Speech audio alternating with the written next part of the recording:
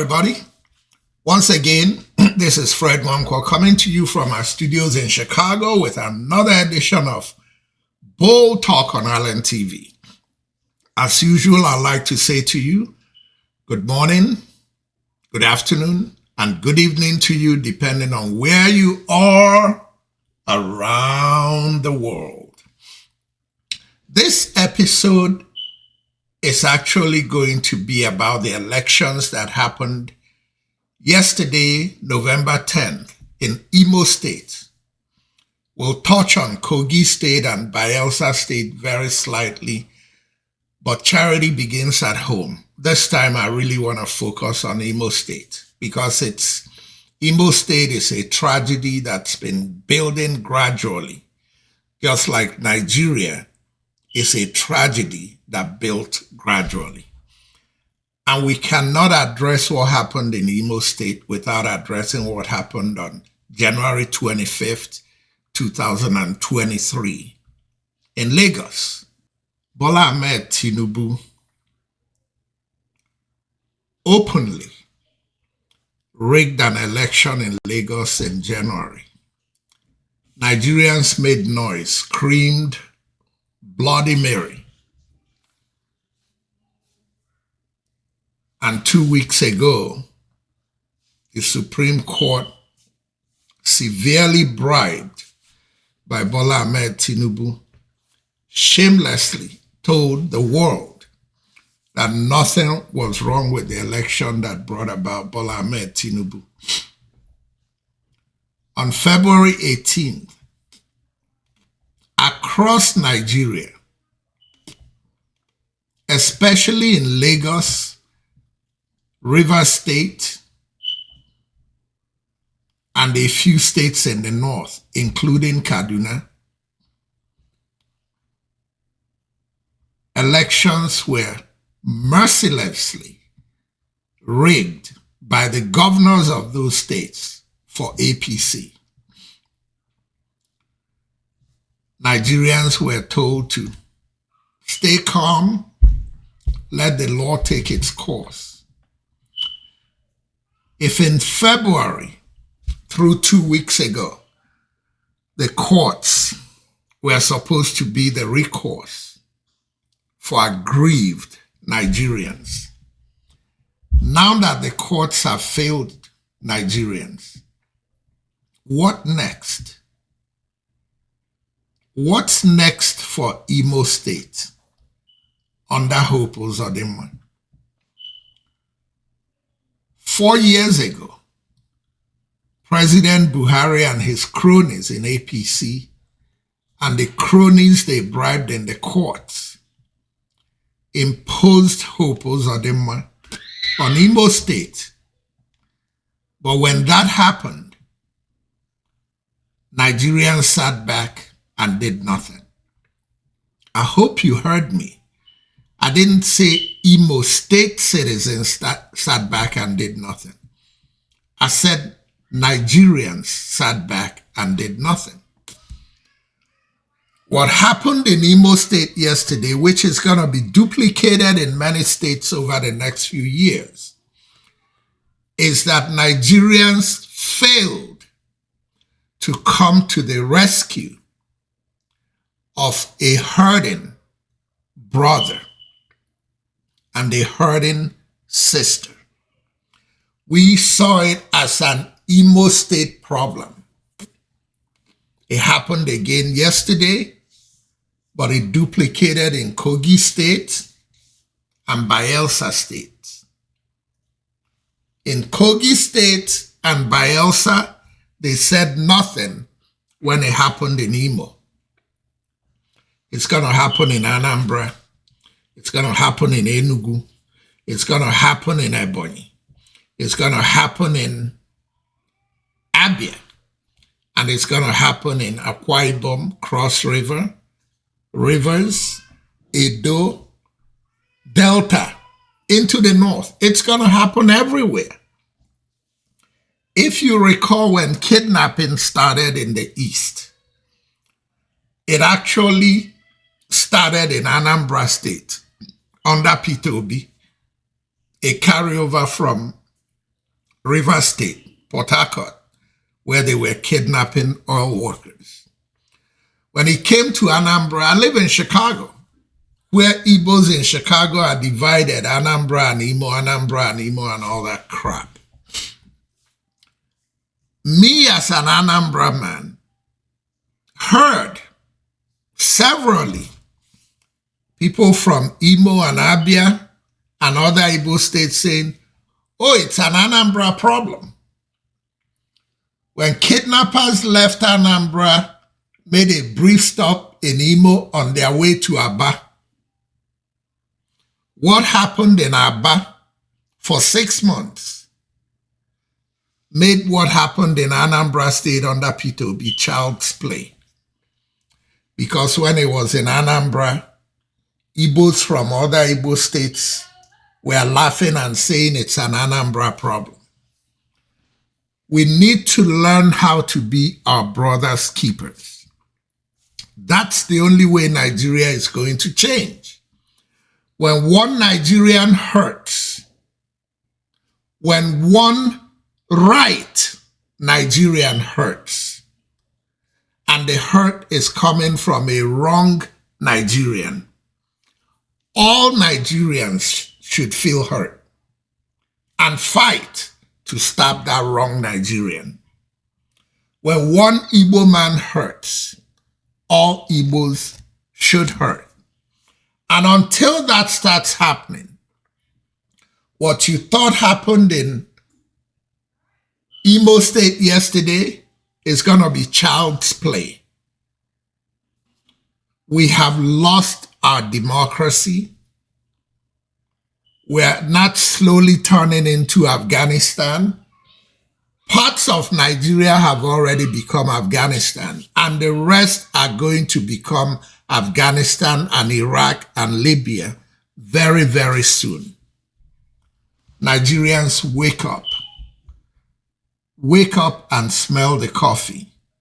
Your country has been overtaken by crooks and cabals, and many of you are still rooting for them and picking up crumbs from them. It is sad. I cry for my country.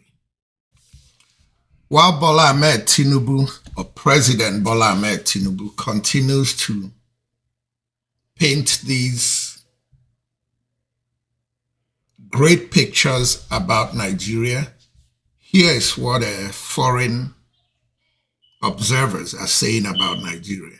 The UK and the US Department of State had, in an advisory issued over the weekend, warned its citizens to keep off major hotels in Nigeria over alleged plots by terrorists to attack the facilities and other areas frequented by foreigners. Reacting to the advisory, the Minister of Information Mohammed Idris cautioned the US and other foreign countries against generalizing isolated security incidents in the country. He says the government was already working hard to tackle insecurity and that such advisory will undermine the efforts by the Nigerian government to attract investors. Before I dig into the gloomy outlook for Nigeria, starting with a beautiful speech by Bola Ahmed Tinubu, but also using it to introduce the atrocities that happened in Imo State yesterday, let me bring you something that's uplifting, because we can't just dwell on the negative. There is a hospital in Owerri that's going to be giving free treatment to prostate patients all through the holiday season. I'm going to share their flyer with you, and if you have business in Owerri this season, you may want to take advantage and take care of your health too. A lot of Black people, which includes Nigerians, suffer from Black men suffer from prostate issues and prostate cancer. There's a hospital in Owerri that has decided during this holiday season to give free prostate treatment to as many people as possible that come to their clinics. That's a little light at the end of the tunnel. Even though we may not know where that real end is gonna be, but let's enjoy this and share the information you get from this next flyer before we go into the deep discussions we want to have about politics in Nigeria, democracy or lack thereof in Nigeria, and on and on. This is for you. Whoa! Hey, hey. Azaga, zaga, zaga. Azaga, zaga. Hey, hey, hey. Onde chicos? Hey, hey, hey. Whoa, whoa, whoa. Hey, hey, hey. Onde baraba. No, I won't any.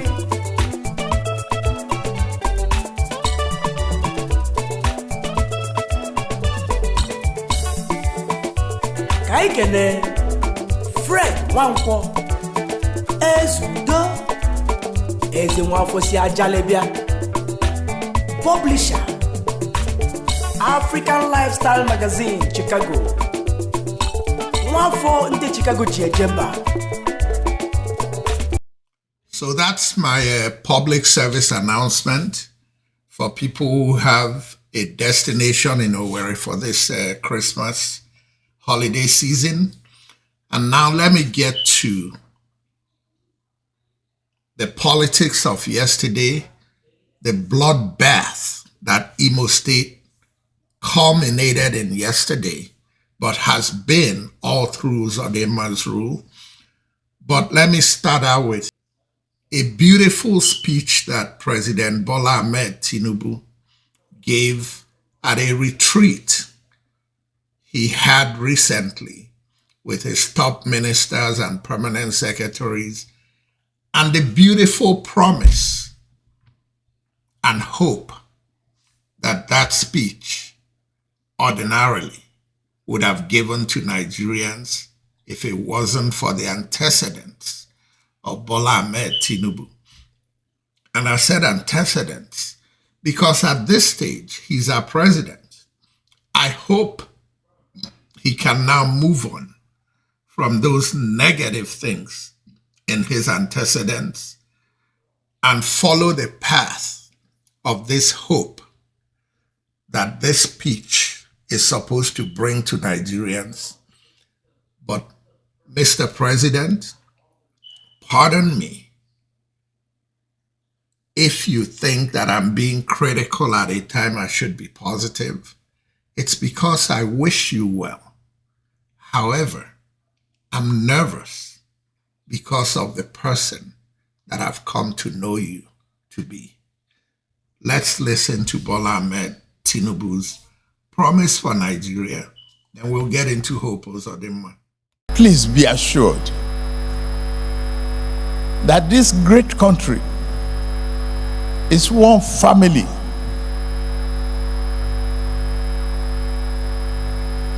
In one house, geographically located, partitioned and living in different rooms, but we are all one family.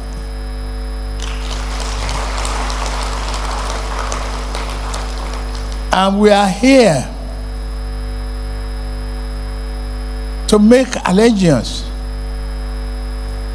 and give direction to that one family, making sure that relationship can only be stronger if we give hope to our people, can only achieve our vision with boldness and strong determination, with collaboration. I've stated before, no one succeeds alone. We can fight to make democracy a lasting reference for the rest of Africa. As I listened to this, I felt a mixture of pride and conflict. Conflict because here is my president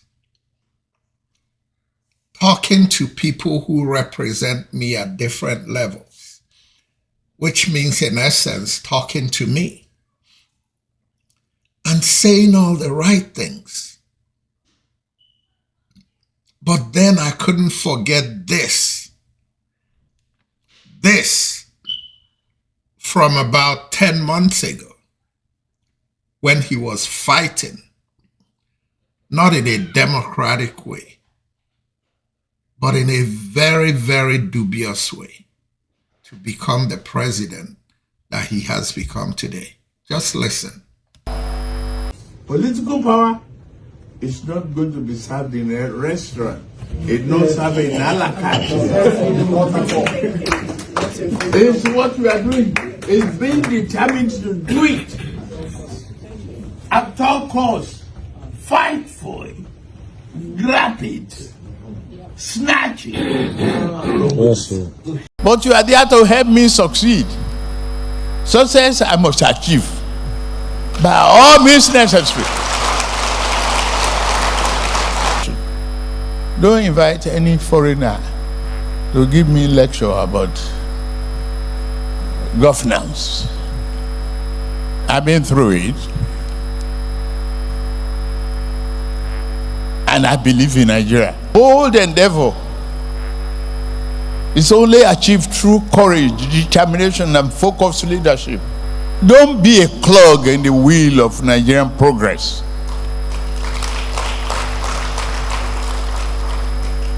Let us look forward. Let us be determined that corruption will go. This, I didn't know how to take this.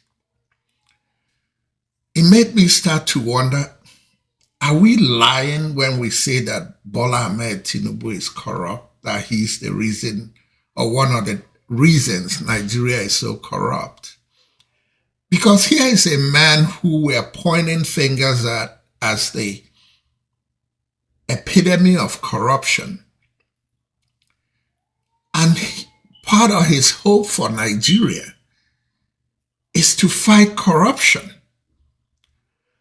And believe me, if anybody can fight corruption in Nigeria, it is somebody who has benefited so much from that corruption that they decided enough is enough and decide to turn a new leaf.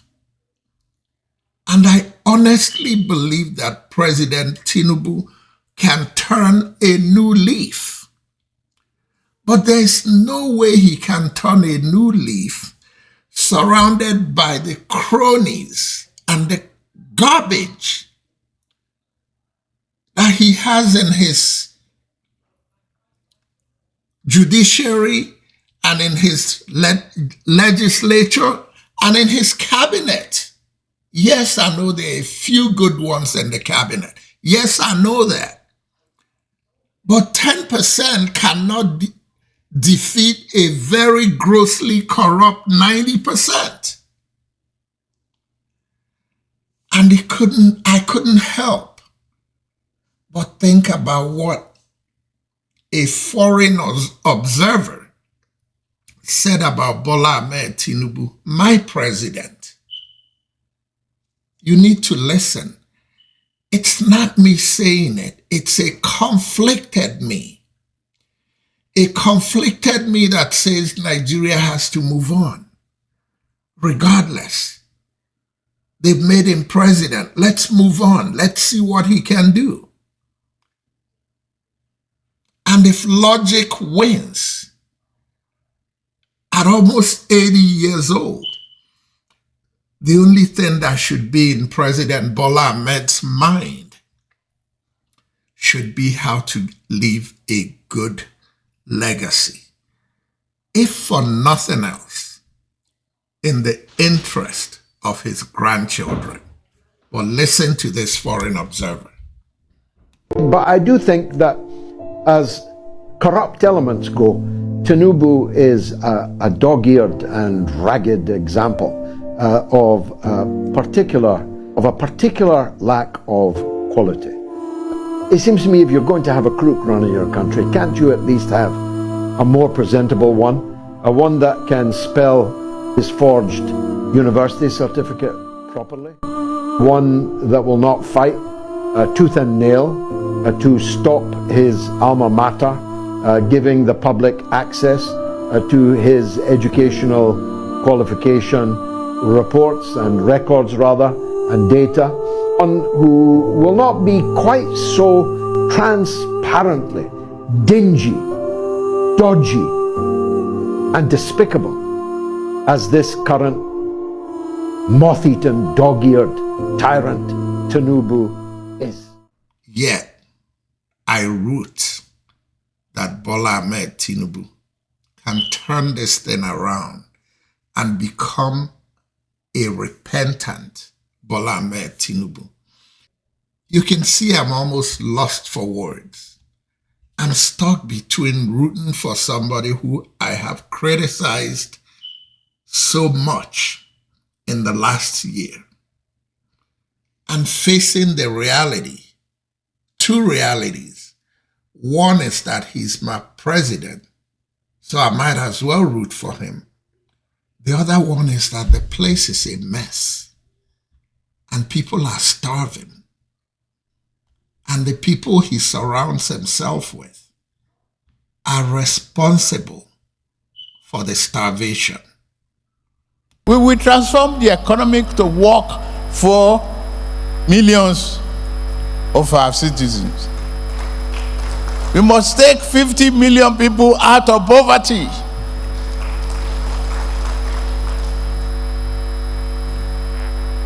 We must build healthcare that works for all. Does any Nigerian really believe any of those promises that Bola Ahmed Tinubu made? Besides his supporters, who you can't stop, it doesn't matter what it is. As long as they are concerned, he's a Yoruba man, they are Yorubas, so they have to support him. Or they are APC members, or people trying to get contracts from APC, so they don't care as long as they get what they want. Does anybody else outside those two categories believe him? And let me modify. I really don't mean Yorubas. I mean he's a Yoruba man and the tribalistic Yorubas don't care because the progressive Yorubas care.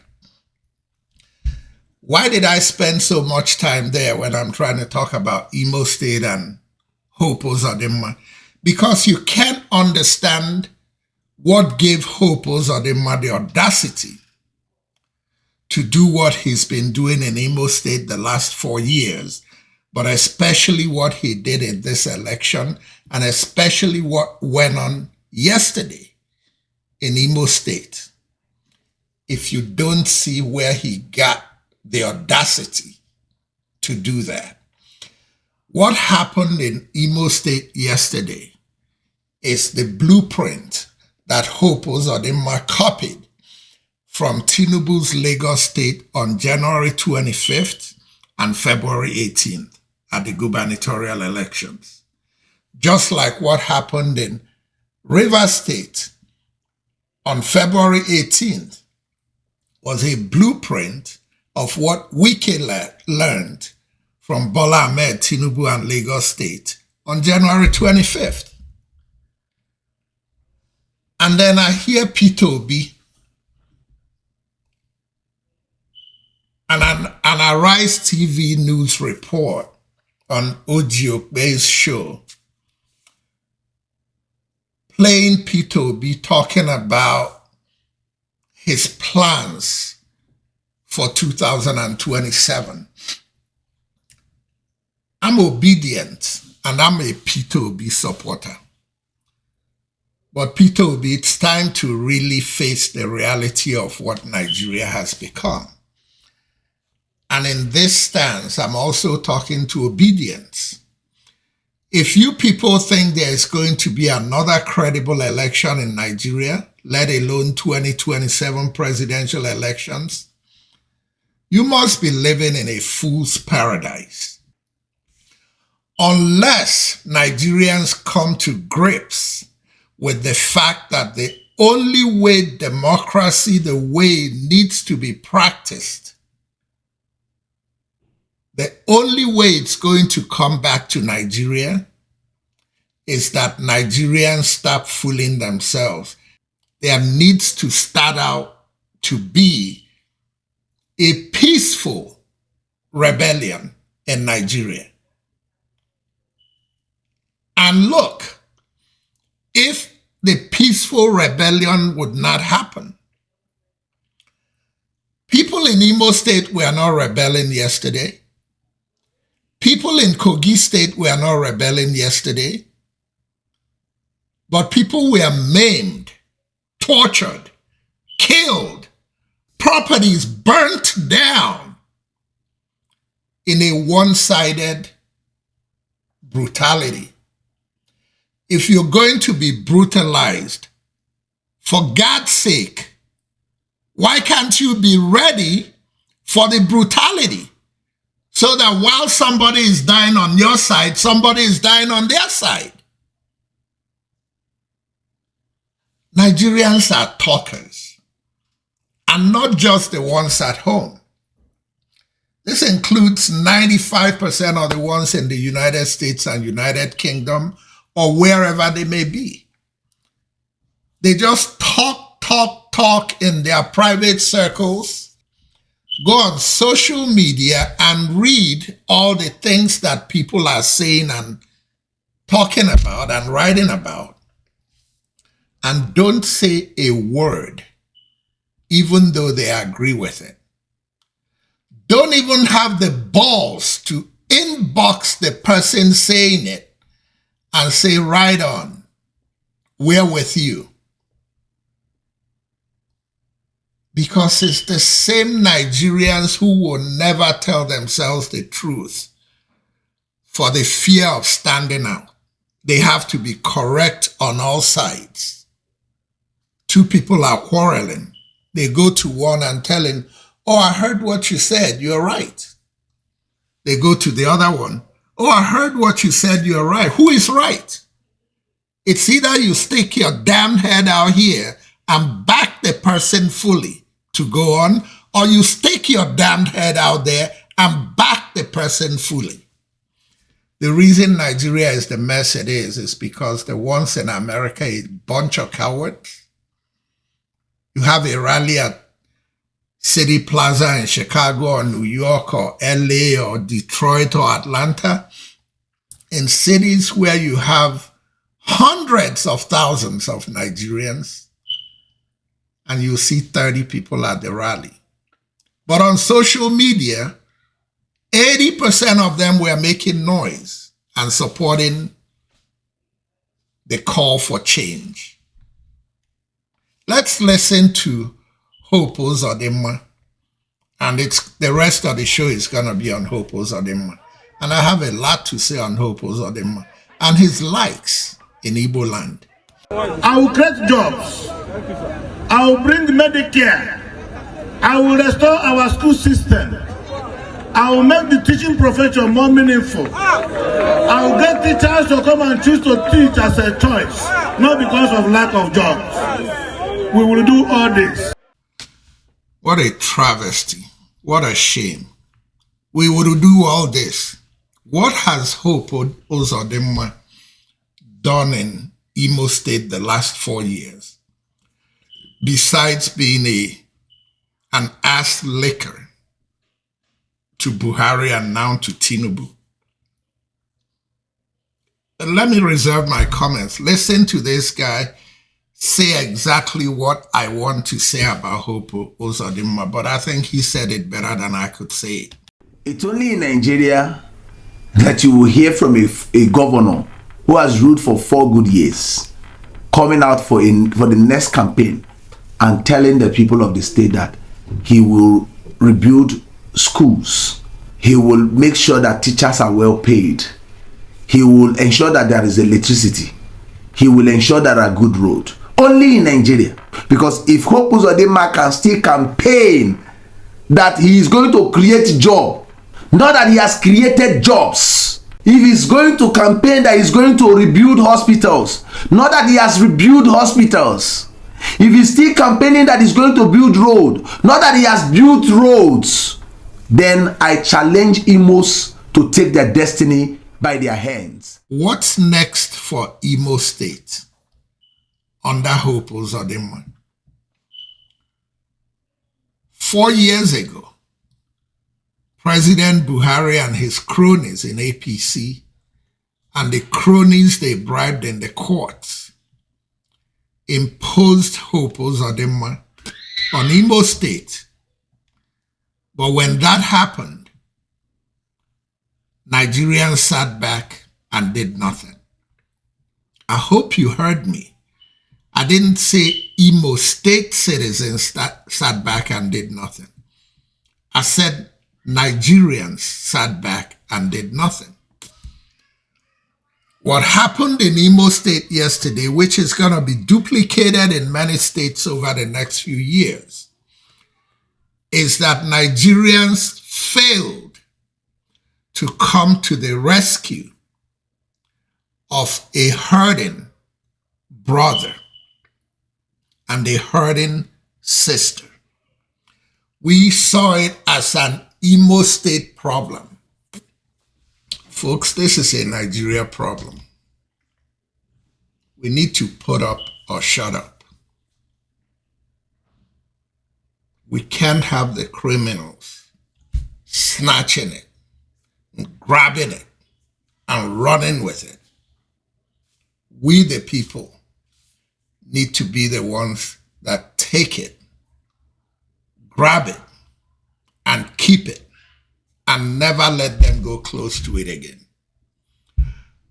Ladies and gentlemen, once again, this is Fred Nwankwo coming to you from our studios in Chicago with another edition of Bold Talk on Allen TV. Until next time, good night and God bless.